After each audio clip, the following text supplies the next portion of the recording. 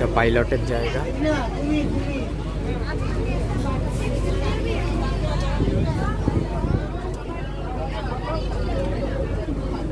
আমাদের গ্রুপের কেউ কেউ ফটোশুটে ব্যস্ত।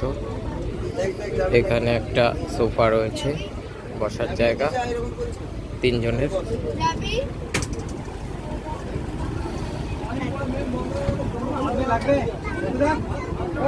একটা মনোরম নদীর দৃশ্য।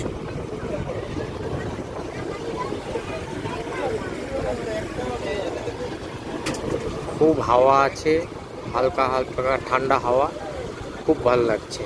আজকের আবহাওয়াটা খুবই সুন্দর। আমাদের পাশ দিয়ে লঞ্চটা যাচ্ছে।